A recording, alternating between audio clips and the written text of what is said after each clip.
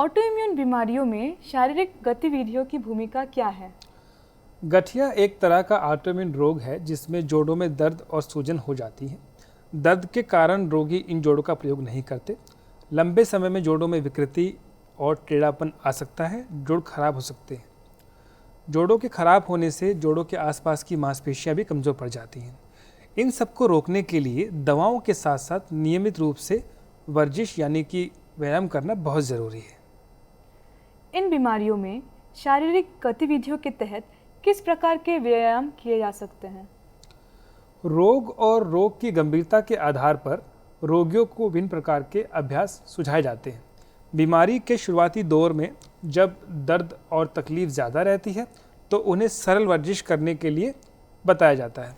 उपचार के साथ जैसे जैसे दर्द कम होता जाता है वैसे वैसे कठिन वर्जिश करने के लिए सलाह दी जाती है। इन अभ्यासों के अलावा अन्य गतिविधियां जैसे तैराकी, स्विमिंग, योग करना, सैर करना को भी शामिल कर सकते हैं। दवा लेने के बावजूद यदि जोड़ों में दर्द बाकी रहे तो क्या ऐसी स्थिति में भी मरीजों को वर्जिश करनी चाहिए? इलाज के शुरुआती दिनों में जोड़ों में हो रहे दर्द को प्राथमिकता दी जाती है। दवाओं के द्वारा जोड़ों का दर्द ठीक किया जाता है। एक बार दर्द कम हो जाने पर धीरे धीरे जोड़ों की वर्जिश शुरू की जाती है। यदि वर्जिश करने से जोड़ों के दर्द में इजाफा होने लगे तो वर्जिश को बीच में ही रोक देना चाहिए। दवाओं को खाते रहना चाहिए। जब दर्द कम हो जाए तो पुनः अभ्यास शुरू करना चाहिए। बीमारी की गंभीरता के आधार पर विभिन्न प्रकार के व्यायामों का उदाहरण आप दे सकते हैं? जोड़ों में दर्द होने पर जोड़ों को चलाना भर ही संभव नहीं हो पाता। उदाहरण के लिए यदि कलाई के जोड़ में गठिया बाई की वजह से दर्द हो तो दूसरे हाथ की सहायता से हाथ को कलाई के जोड़ पर चलाना चाहिए। दवा के असर आने पर और दर्द खत्म हो जाने पर हाथ में थोड़ा वज़न रखकर वर्जिश करनी चाहिए। दर्द पूरी तरह से खत्म होने पर हाथ में रखे जाने वाला वज़न बढ़ाना चाहिए। इसी प्रकार का नियम हर जोड़ के अभ्यास के लिए लागू होता है। ऐसा करने से जोड़ के साथ साथ मांसपेशियां भी स्वस्थ रहती हैं। इन अभ्यासों को कितनी दफ़ा, कितनी देर तक के लिए और कब तक करना चाहिए? हफ्ते में कम से कम 5 दिन मरीज को वर्जिश करनी चाहिए। प्रतिदिन कम से कम आधे घंटे के लिए ज़रूर वर्जिश करें। जब तक आपके जोड़ पूरी तरह से ठीक नहीं हो जाते तब तक वर्जिश करते रहना चाहिए। कई बार गठिया के मरीजों को चलने के लिए छड़ी या अन्य उपकरणों का इस्तेमाल करने की सलाह दी जाती है।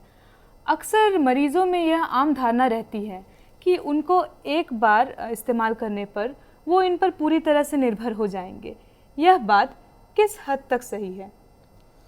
जिन मरीजों में गठिया की वजह से जोड़ अधिक प्रभावित होते हैं और रोज़मर्रा यानी कि डेली के काम करने में दिक्कत आती है, ऐसे मरीजों को सहायक उपकरण जैसे चलने के लिए छड़ी या बैसाखी को इस्तेमाल करने की सलाह दी जाती है।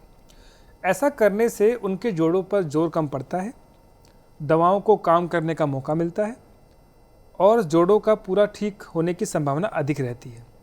इसीलिए यदि ज़रूरत पड़े और डॉक्टर आपको परामर्श दे तो इन उपकरणों का इस्तेमाल ज़रूर करना चाहिए। दवाइयों के साथ साथ मरीजों के लिए नियमित रूप से शारीरिक गतिविधियां भी ज़रूरी हैं, जिसमें व्यायाम, तैराकी, योग और सैर करने को शामिल किया जा सकता है। रोग की गंभीरता के आधार पर विभिन्न प्रकार के अभ्यास मरीजों को सुझाए जाते हैं जो उन्हें करने चाहिए। व्यायाम करने से मरीज के जोड़ एवं मांसपेशियां स्वस्थ रहती हैं। आज की चर्चा में हमने ऑटोइम्यून बीमारियों और उनके उपचार के बारे में जाना। यह बीमारियां वयस्कों के साथ साथ बच्चों में भी हो सकती हैं। बीमारी का इलाज लंबे समय तक चलता है। समय समय पर डॉक्टर से मिलना और जांचें करवाना सफल इलाज के लिए अनिवार्य है। इम्यूनोसप्रेसिव दवाइयों का सेवन के दौरान इन्फेक्शन से बचने के लिए साफ सफाई रखना बहुत ज़रूरी है। सही इलाज और परामर्श से गर्भधारण और बच्चे को दूध पिलाने में मरीज को किसी समस्या का सामना करना नहीं पड़ता।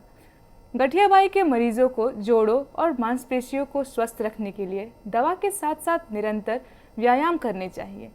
हम डॉक्टर देवेंद्र बैरवा का आभार व्यक्त करते हैं कि उन्होंने हमारे मरीजों के लिए अपना कीमती समय हमें दिया। इस चर्चा को सुनने के लिए हम अपने दर्शकों का भी आभार व्यक्त करते हैं। इसी के साथ आपसे विदा लेना चाहेंगे। इजाज़त दीजिए। नमस्कार।